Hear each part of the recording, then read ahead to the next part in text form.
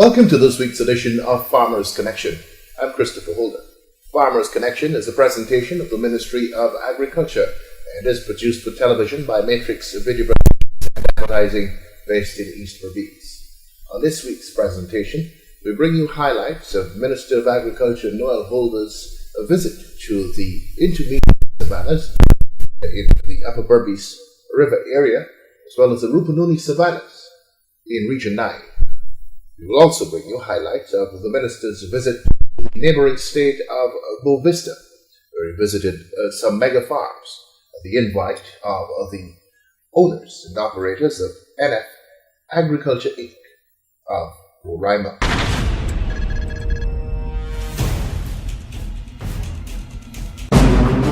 Farmers and householders, pesticides and other chemicals used on your farms, gardens, and in your homes are dangerous and can result in death or serious injury if mishandled. It is important to ensure that all pesticides and toxic chemicals be secured in a locked cabinet away from children. Never store pesticides in the same space as food, animal feed, or other supplies. A message from the Pesticides and Toxic Chemicals Control Board.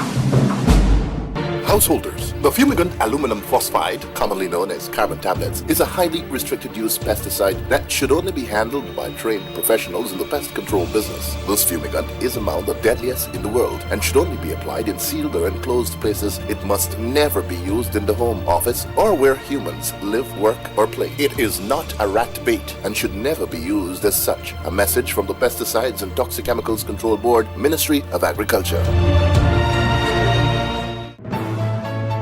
The general public is hereby notified that the following coils can pose serious health risks, especially to children. The Pesticides and Toxic Chemicals Control Board is urging all consumers to desist from purchasing and using these coils, which are generally imported from Suriname illegally. Please note that the importation, distribution, vending, storage, and use of these products shall result in fines and/or imprisonment under the Pesticides and Toxic Chemicals Act of 2000. Rice farmers, do you know that the ideal time of sowing your cultivation is the May, June, and the November, December periods? Sowing your paddy at these times of the year facilitates your crop being exposed to high light intensity due to maximum sunlight during the flowering and grain filling stages of the plant's life. This ensures a greater chance of higher grain yield and ultimately a bountiful harvest. Also important to a successful rice crop is the seed rate application. The correct rate is 80 to 110 pounds per acre. The seed, me use 110 pound seed per acre. Clean seed, do you know? Seed rate application are but two of a 6-step method of achieving a successful rice crop. A message from the extension arm of the Guyana Rice Development Board.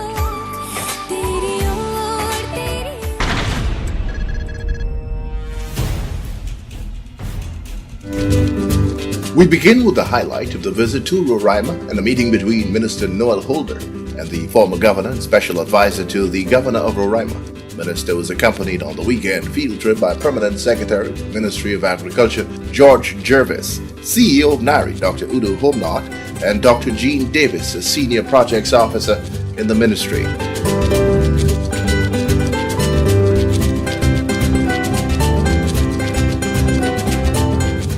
The former governor and current special advisor to the governor of the neighboring state of Roraima in Brazil has pledged his government's commitment to working closely with Guyana to realize this country's agriculture potential, especially as it relates to Guyana's intermediate savannas in Berbice and Rupununi in Region 9.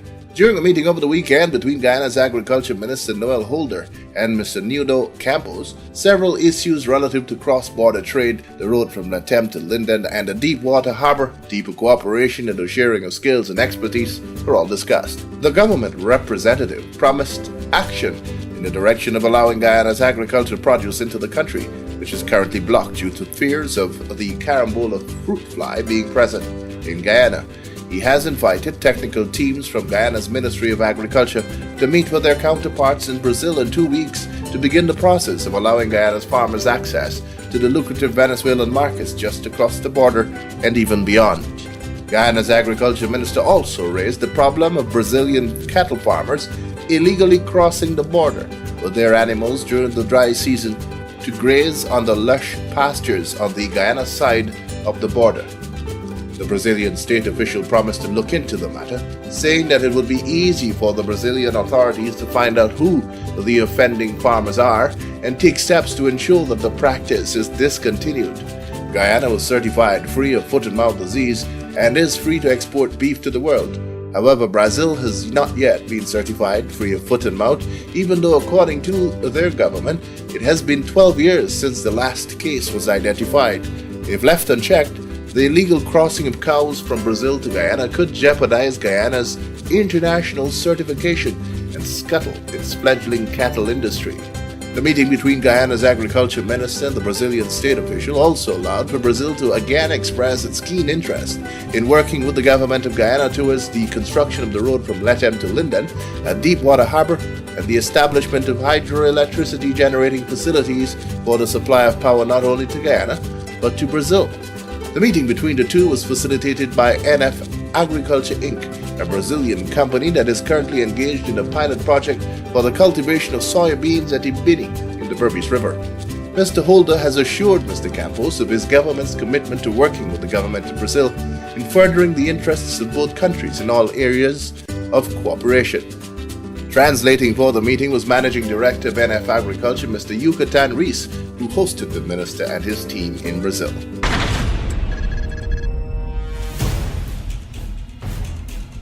Guyana's intermediate savannas located in the upper Berbice River and the Rupununi Savannahs located in Region 9 are considered rich lands that are ideal for agriculture, both in terms of specialty crops such as corn and soya bean cultivation and for cattle rearing, all of which would target overseas markets. The intermediate savannas lie about 60 miles from the mouth of the Berbice River and cover over 2,000 square miles of rich flatlands under the management of the Guyana Livestock Development Agency. The Ebini Cattle Ranch is now moving to revive this once rich cattle rearing area. In its heyday, the Ebini Ranch boasted a stock of some 4,000 head of cattle, inclusive of significant breeding stock. Today, the Ebini Ranch is being revived, having been reactivated 3 years ago. Today, the ranch has a total of just over 300 heads of prime stock.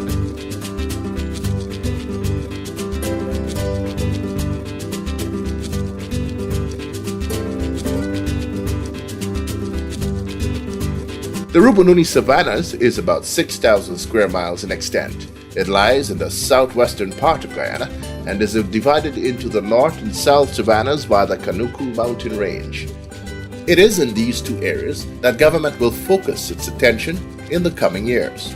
Agriculture Minister Noel Holder has said that the two areas must be developed and given the impetus that is needed to realize its full potential, take Guyana's agriculture to the next level.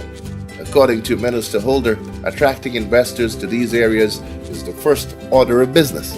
It was to these areas that Minister and his staff officials undertook a fact-finding mission to determine the state of affairs there and get a feel of what is immediately necessary from central government for the areas to be made investor-friendly. Departing to Ogle Airport, the minister and his team headed first to Ebini in the Berbice River.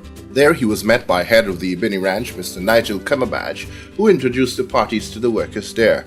Apart from touring the buildings on the ranch, Minister Holder was taken first on a tour of the Nari-operated orchard, where a number of exotic species of fruits are being grown. These were planted in December 2013, and we started observing fruiting in these plants in March of this year. According to the literature, so sap should take about 3 to 5 years to bear. And based on the methodology that we used here, which included using of about 4 to 5 kilograms of pen manure, well-wetted pen manure, and 200 grams of limestone, low-grade rock phosphate, in the planting hole. We've been able to get these crops to bear in the time, 14-15 month period. Fertilizer 12-17-2 was used for the first time on these plants when they were 6 months of age, and we fertilized twice a year at the 6 month intervals. Is there any genetic difference to this variety than to the normal ones? Well, this variety is the Brazilian. I think the Brazilian, the variety that we got from seed that we got from Brazil, as against the normal local variety. As such, the weight of the fruit is going to be a whole lot heavier than the normal fruit. The first fruit that we were able to get from these plants weighed 3.2 kilograms. That was the first fruit that we got. So it is expected that our fruit will at least weigh in excess of 2 kilograms. We've got a spray program. What we do is we do a monitoring of all the insect pests that you will see on the different fruits. But we have a spray program, a once a month spray program to control the pests. Sooty mole clearly is one of the problems that we would have with fruits. White flies again is another problem. But with the spray program, we have been able to control them very, very well. Dr. Udo Homnot is the Chief Executive Officer for NARI, which is overseeing the operations at Ebini. As it regards to this aspect of the operation. See, the savannas, right, have been recommended for a number of crop types. Initially, the focus was on, the grains. You have red peas, black eye, soybean, and corn, and so forth. But recommendations have been made over the years also. The savanna region can also be useful for orchard crops. And that is what we've been demonstrating here at Ebini for persons who have an interest, especially those crops that are adaptable and have been recommended for savanna conditions.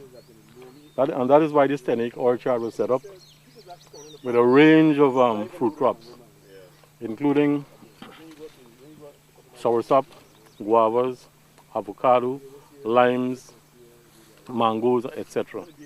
So what we have been doing, and these were established about 1 year, 2 years ago in some cases, is to look at how they're performing under these conditions that we have here. Of course, using appropriate agronomic practices, inclusive of fertilizers, management of pests and diseases. And as was pointed out, what we have seen here in these savanna conditions, the very good growth of these plants.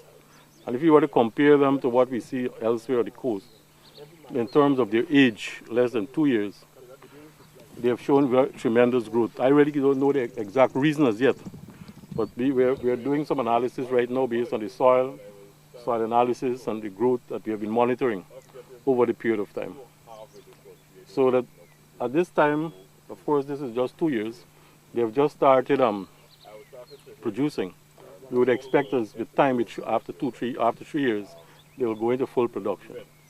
And these here can be used as models for potential investors. The main focus of the Ebini Ranch, though, is the rearing of cattle and the provision of quality breeding stock to farmers. To date, the general stock is growing at a good pace.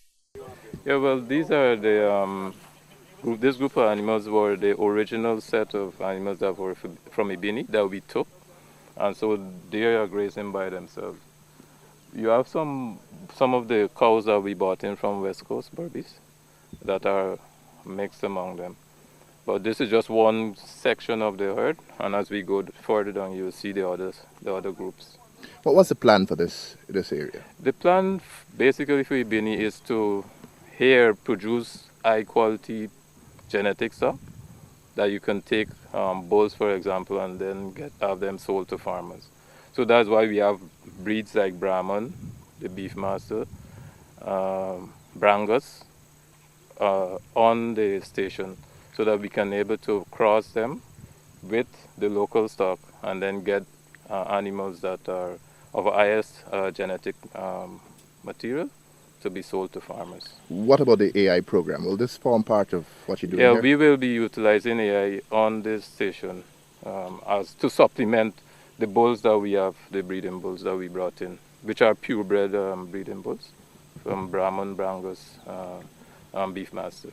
Another area of focus of the Ebini Ranch is the rearing of sheep and goats. Concentration is now being placed on growing the stock of animals crossed with the exotic breeds that were imported specifically for this purpose. Before leaving Ebini, I spoke with head of the operations there, Mr. Nigel Cumberbatch. Okay, now the Ebini station was established in the 1940s, mainly as a cattle station. As a result of animals coming through the cattle trail from the Rupununi Savannahs being held here in the Borbis River, the intermediate savannas, and running into problems such as wasting and abortions and animals not being able to calve.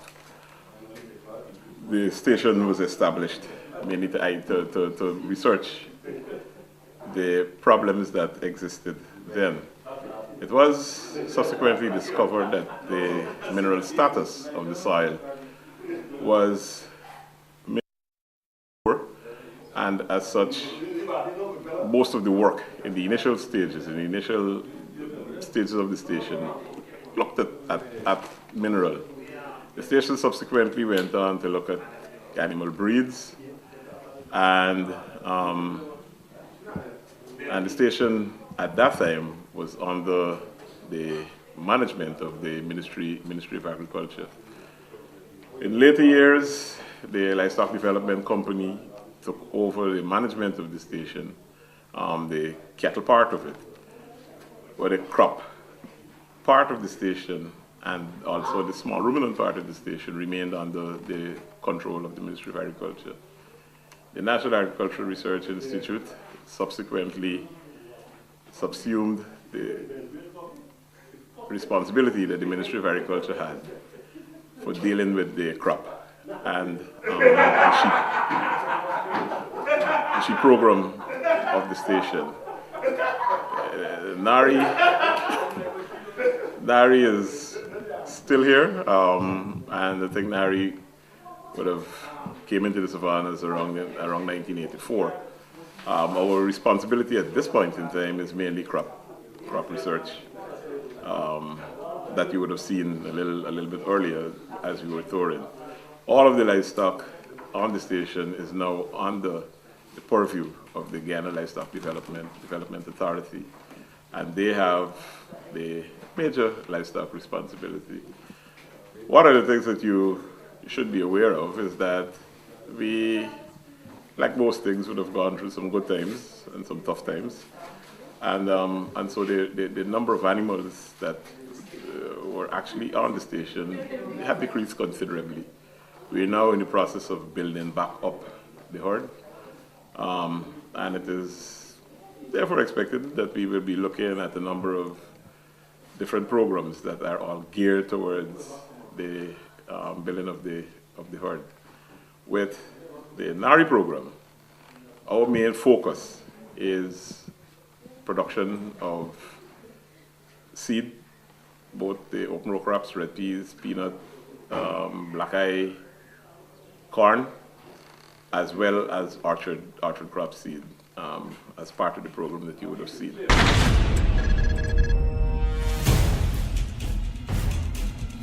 The Santa Fe Ranch in the Rupununi Savannah is by far the largest single investment in the area, owned by the Simpson family of Barbados and managed here by Sir Richard Vasconcelos. The Santa Fe Ranch has incorporated what is referred to as the integrated mega-farm approach and is currently utilizing the savannas for rice cultivation, corn, cassava, watermelons, passion fruit and other cash crops. Several other perennials are also being cultivated. The Santa Fe Mega Farm covers approximately 30,000 acres of prime savanna lands and has so far impacted positively on the cost of living for residents of the neighboring communities who are now paying less for rice and for vegetables. I spoke with Mr. Christopher Moses, engineering manager at Santa Fe. Basically, what we have here is an idea of a mega farm. One of the primary crops is rice. We're starting with rice, and our primary markets now is Brazil. We also have a cattle program. You might be able to see it behind me there, where we have imported 4 bulls from Texas, 2 Longhorns and 2 Bradford bulls. We're also into improving the horse stock in the Rupununi too. We have imported 2 Arabian stallions, and that will be crossed with the local breed. We also into doing highland farming in the sense that planting cassava, planting bananas, citrus, using irrigation. Water is one of the biggest challenges here in irrigation. As who may not know, in the Rupununi Savannahs, we only have one rainy season, and that is a 4 to 5 months period, and then we have about 8 months of dry season, so it has to be planned with that. So in a nutshell, it's a mega farm. It's a mega farm. We also have a fish pond. We into some aquaculture too. It has to be a combination of different things in farming, so it becomes feasible. How many acres are we talking about? Santa Fe basically is a farm of 30,000 acres. Not all is ideal for rice farming. Some is good for cattle. Some of the areas we have to see what we can do. Some of the areas we are preserving and keeping it as a natural state because it has some of the wetlands of the Rupununi Savannahs. So obviously we will take a decision not to interfere with that too. Guest to honor the Santa Fe operations over the weekend was Minister of Agriculture Noah Holder, who was briefed on the investment and the progress that has been realized over the last 3 years. He was later taken on a tour of the state-of-the-art rice mill, which processes the paddy harvested from the rice fields there, cash crop and rice cultivations, and the pastures used for cattle rearing. Minister Holder was also shown some of the innovations which were incorporated to ensure the success of the farm. Among the many innovations was the installation of pumps in the Herring River that supplied water some 400 meters via pipes into irrigation canals alongside the rice cultivation.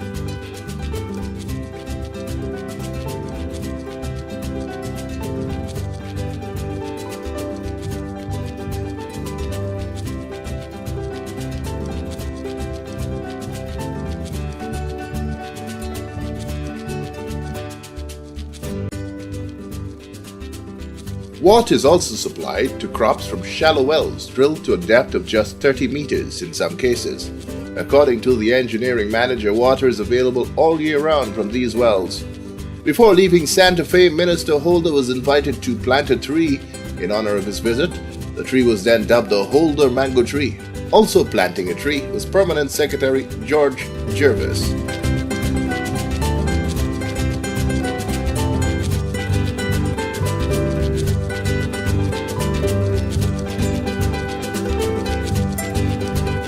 In later comments on the operations at Santa Fe, the Agriculture Minister said it is a clear example of what is possible in the Rupununi Savannahs. Addressing councillors of the Region 9 RDC, Minister Holder posited that based on the realities of climate change and other key factors, the intermediate savannas and the Rupununi Savannahs has to be the new frontier in Guyana. Now the macro picture in agriculture suggests that bearing in mind the pressures we have on the coast, climate change problems, the problems of rice versus cattle that we get, and of course our sugar difficulties nationally, we have to seek a new agricultural frontier. And logically, the new frontier will be in the intermediate savannas and the Rupununi Savannahs. The Rupununi Savannahs, of course, much larger, vaster than the other ones. And this is where we have to concentrate our efforts. Looking at what you have here and seeing what is going on at Santa Fe, it is obvious that this place could be a booming agricultural area. Councillors there raised concerns over what they described as land grabbing by local interests, noting that in other instances large swaths of land were fenced alongside the Herring River, blocking access to water for other inland farms. This, Minister Holder said, cannot be condoned. The main thing you mentioned about the land grabbing, as you said, is something I think the Regional Democratic Council will have to come to grips very fast and do two things. Push for a total soil mapping of the savannas. This could be done. I'm trying to push for that for the entire country. It could be done by satellite technology. It probably costs $4 million US, but we're hoping to find people who could help finance that. And with that, you will then have, as a regional council, to sit down and logically map out your areas in terms of where your infrastructure is going to fall. If you look at all the development you have so far, here and even across the border, water is essential, and all these big farms are going alongside your range. Now you have Savannas going all the way up, you know. And you really have to map it properly and see where your waterways are, where your roads should be, and you lay out a map of how land should be allocated. People can't come in here and just grab land and they want it alongside the road and they want this. This is an initiative that starts here with the regional council. And it's not very difficult. You sit down with people at lands and surveys, you call them in and let them come and sit down with you, and you map out a logical development system of roads and waterways and things of that nature, so that you could allocate land so everyone will have access to the resources they need to develop. How are you going to handle the small farmers in the middle of the savannas?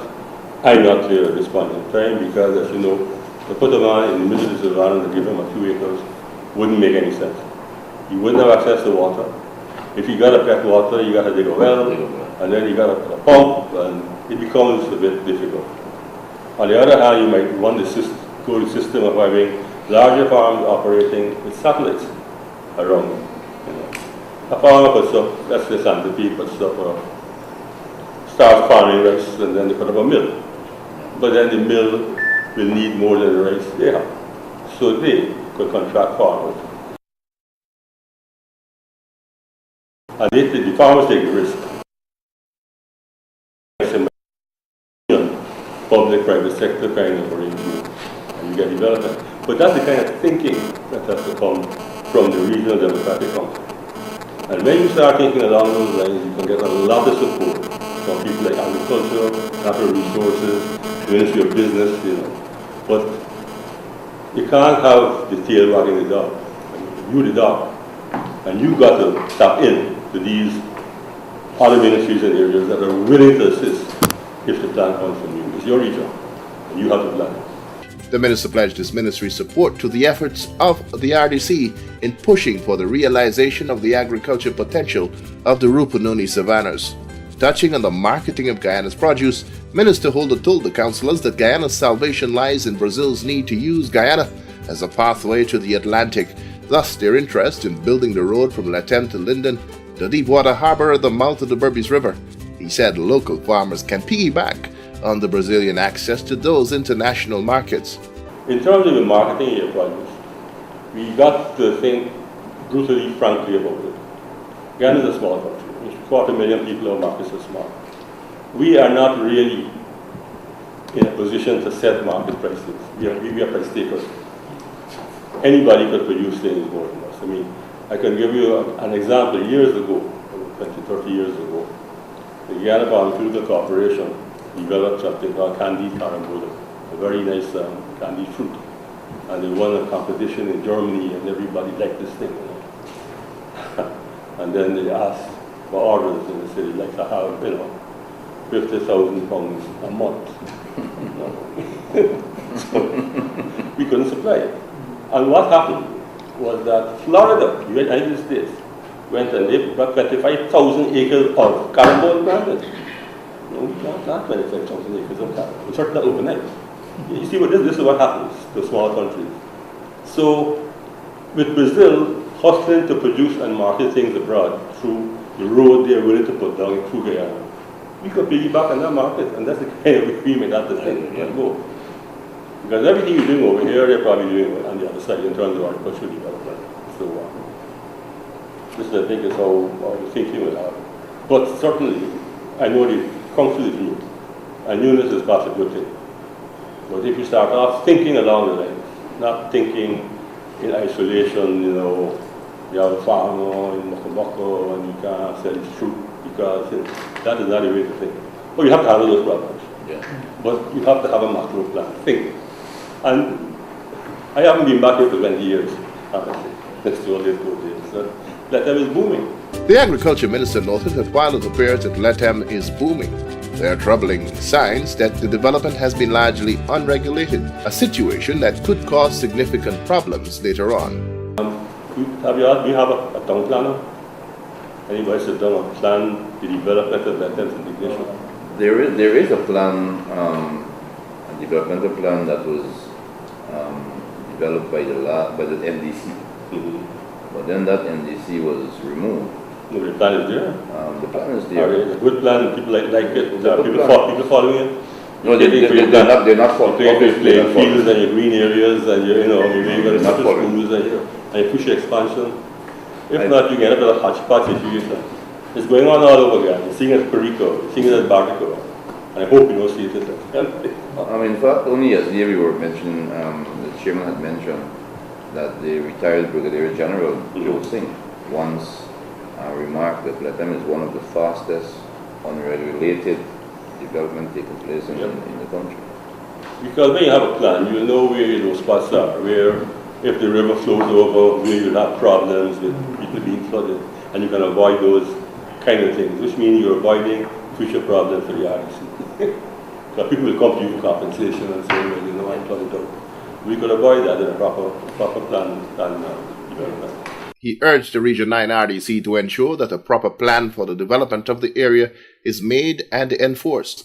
In remarks to the councillors, Permanent Secretary in the Ministry of Agriculture, George Jervis, urged that the RDC forge closer relations with the various agencies of the Ministry of Agriculture as well as other arms of government, citing the GLDA, NARI, Lands and Surveys, among others. He also urged forward thinking in the preparation of budgets that cater to the development of the region. The 2015 budget is already there, nothing can be done about it. But ministers asked that all of the departments and agencies of the Ministry of Agriculture submit their vision for agriculture, which will be the basis for 2016 budget preparation. I know that most of the, or even all of the agencies and departments would have done so, but there is still an opportunity for the RDC to have their input when you speak to the regional officers, who will in turn speak to the respective heads. Since the issues that are raised now, I'm speaking particularly about the agriculture issues, are front and center, then it will be useful for you to have those reflected, if not in their entirety, as a start for the 2016 budget, because everything comes back to money. Most of the intentions that we have on the great plans cannot be realized unless you have a tangible way of budgeting for it. If you're speaking about the outpost for more police presence, then it has to be reflected in the budget as well.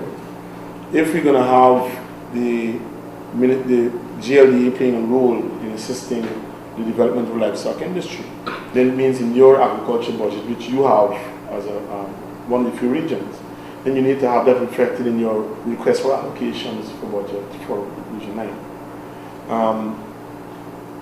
The other point that I wrote here is competitive advantage, and the competitive advantage that Region 9 has clearly includes the cattle industry, as everyone is saying, and it has to be dealt with not in an ad hoc way, but systematically. And I know you have the ministry's staff, they're prepared to give lots of technical support and even go further, because I know we provide subsidized semen for AI, and in some cases we did embryo transplants also. And there is room, as Minister mentioned, for us to help you with your improvement without resorting to losing the very markets you're trying to build.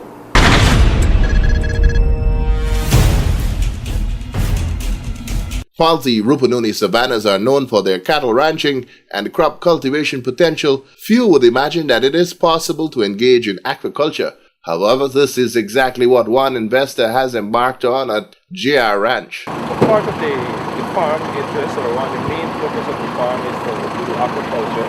And to do aquaculture in the savanna, where with nearly no water was there. So this is a method of trying to harness the water and so as to sustain our ponds during the dry season.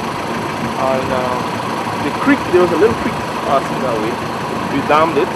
This is a spillway here basically. When the water gets up, it goes over. Sometimes it breaks away. We have from time to time we have to. But there are other methods people use by building permanent concrete berms at a fixed height so the water, you don't have to keep doing this. But since we have an excavator, we're gonna just continue to do this. Basically, it's just to retain more water than to allow this water to escape. And you started putting fish in here already? Or? No, but there's lots of fishes in here. Different species coming from the Takatu, from Manari Creek and so on. But there's lots of species. At the moment, no.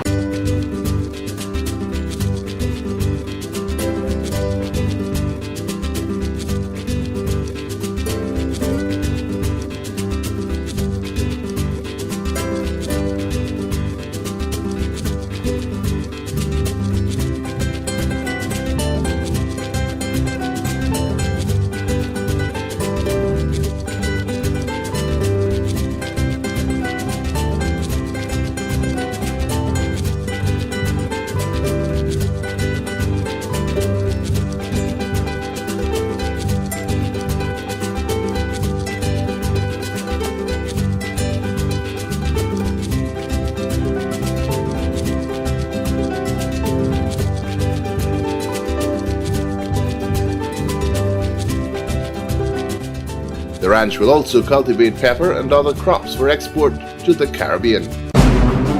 Farmers and householders, pesticides and other chemicals used on your farms, gardens, and in your homes are dangerous and can result in death or serious injury if mishandled. It is important to ensure that all pesticides and toxic chemicals be secured in a locked cabinet away from children. Never store pesticides in the same space as food, animal feed, or other supplies. A message from the Pesticides and Toxic Chemicals Control Board. Householders, the fumigant aluminum phosphide, commonly known as carbon tablets, is a highly restricted use pesticide that should only be handled by trained professionals in the pest control business. This fumigant is among the deadliest in the world and should only be applied in sealed or enclosed places. It must never be used in the home, office, or where humans live, work, or play. It is not a rat bait and should never be used as such. A message from the Pesticides and Toxic Chemicals Control Board, Ministry of Agriculture. The general public is hereby notified that the following coils can pose serious health risks, especially to children. The Pesticides and Toxic Chemicals Control Board is urging all consumers to desist from purchasing and using these coils, which are generally imported from Suriname illegally. Please note that the importation, distribution, vending, storage, and use of these products shall result in fines and/or imprisonment under the Pesticides and Toxic Chemicals Act of 2000. Rice farmers, do you know that the ideal time of sowing your cultivation is the May, June, and the November, December periods? Sowing your paddy at these times of the year facilitates your crop being exposed to high light intensity due to maximum sunlight during the flowering and grain filling stages of the plant's life. This ensures a greater chance of higher grain yield and ultimately a bountiful harvest. Also important to a successful rice crop is the seed rate application. The correct rate is 80 to 110 pounds per acre. The seed, me use 110 pound seed per acre. Clean seed, do you know? Seed rate application are but two of a 6-step method of achieving a successful rice crop. A message from the extension arm of the Guyana Rice Development Board.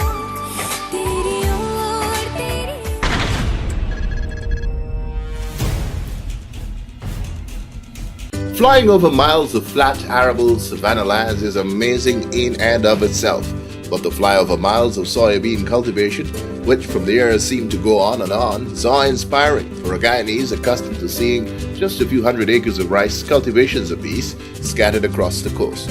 For the Minister of Agriculture and his team, who were taken on an aerial tour of mega farms in neighboring Roraima in Brazil, it was an impressive sight. One that was afforded by Mr. Yucatan Rees of NF Agriculture Inc. of Brazil, currently engaged in mega farm operations in the cultivation of soybean. Apart from the size of the mega farm cultivations, the general circular layout of the cultivations were immediately noted from the air. It was explained that the circular arrangement allows for the automated equipment used for planting, irrigation, pest control, and harvesting. Touring the massive soybean cultivation was even more amazing. The sheer size of the project was breathtaking, also striking, was that because the farms were fully automated, it only required 5 employees at most on any one farm. The Guyana delegation were taken into soybean cultivations where the investment and challenges experienced were shared. Most of the farms visited were into their 3rd year of operation, a year in which the hard work of the previous years would finally begin to pay huge dividends. Of significant interest to the Guyana delegation were the irrigators, which spanned the length of the cultivation and rotated on wheels in a circle, supplying water and nutrients to the crop. Water for the irrigators were sourced from some distance away via pumps and pipes. These require huge capital investment, but are vital to the success of these mega farms.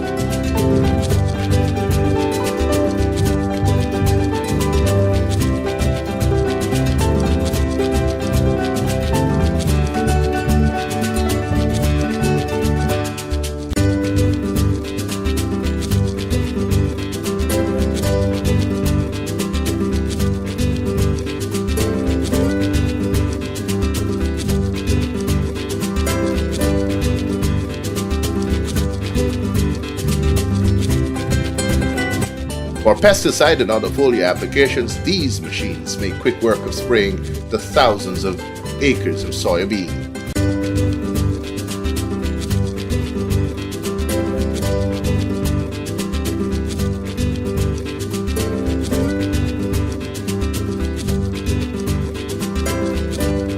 When it's harvest time, this huge harvester goes to work.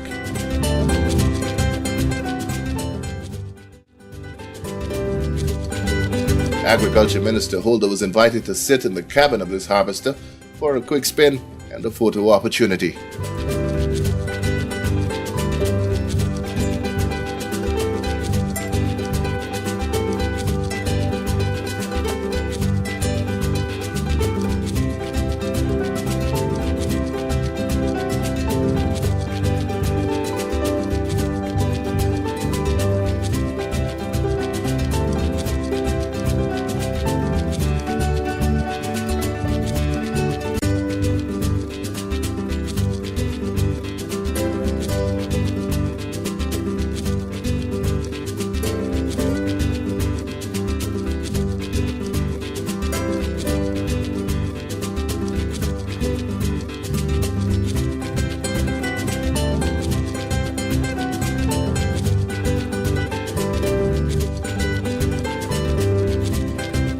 This part of the tour for the Guyana delegation was also spearheaded by Mr. Reese, who was accompanied by other mega farm operators including Mr. Gieson Nicaretta, Mr. Alcion Nicoletti, and Mr. Alfredo Weber.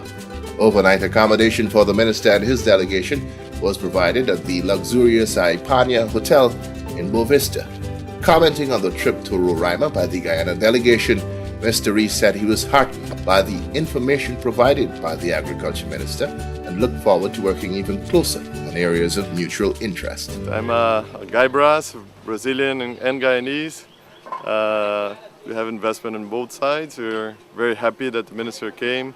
He visited a couple of farms, and we're hoping to do the same in Guyana, which is planting soybean and corn. We have done a trial there, went very well, and we are hoping that we'll be able to plant it next year. Thank you very much. In terms of the potential that you see in the Rupununi Savannahs and the intermediate savannas at Ebini, what potential do you see there? We see a huge potential in terms of agriculture in both areas due to the vast lands that are available, especially the savannas up at Berbice. You have much easier logistics, so the fertilizer will come in at a cheaper price. So, and also you have a ready market in Guyana for soybean and corn. And as to the Rupununi Savannahs, you can also use the logistics from Brazil, and you have about 2.5 million people in Manaus that can consume whatever is produced here. So I think there's a great potential. The investors are willing to come and develop, and I think that all we need is time to bring these projects forward. Householders, the fumigant aluminum phosphide, commonly known as carbon tablets, is a highly restricted use pesticide that should only be handled by trained professionals in the pest control business. This fumigant is among the deadliest in the world and should only be applied in sealed or enclosed places. It must never be used in the home, office, or where humans live, work, or play. It is not a rat bait and should never be used as such. A message from the Pesticides and Toxic Chemicals Control Board, Ministry of Agriculture. The general public is hereby notified that the following coils can pose serious health risks, especially to children. The Pesticides and Toxic Chemicals Control Board is urging all consumers to desist from purchasing and using these coils, which are generally imported from Suriname illegally. Please note that the importation, distribution, vending, storage, and use of these products shall result in fines and/or imprisonment under the Pesticides and Toxic Chemicals Act of 2000. Rice farmers, do you know that the ideal time of sowing your cultivation is the May, June, and the November, December periods? Sowing your paddy at these times of the year facilitates your crop being exposed to high light intensity due to maximum sunlight during the flowering and grain filling stages of the plant's life. This ensures a greater chance of higher grain yield and ultimately a bountiful harvest. Also important to a successful rice crop is the seed rate application. The correct rate is 80 to 110 pounds per acre. The seed, me use 110 pound seed per acre. Clean seed, do you know? Seed rate application are but two of a 6-step method of achieving a successful rice crop. A message from the extension arm of the Guyana Rice Development Board.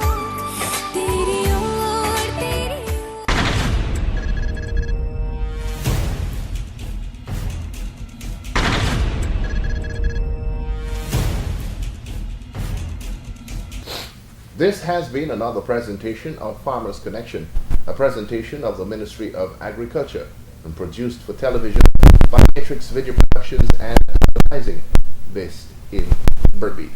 Christopher Holder. That's all the time we have on this week's presentation. I urge you to join us again next week when we will have another edition of Farmers Connection.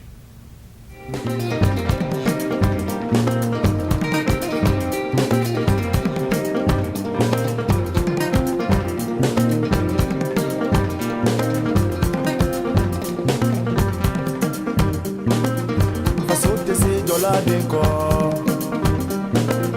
Masuka nunyi horonya ye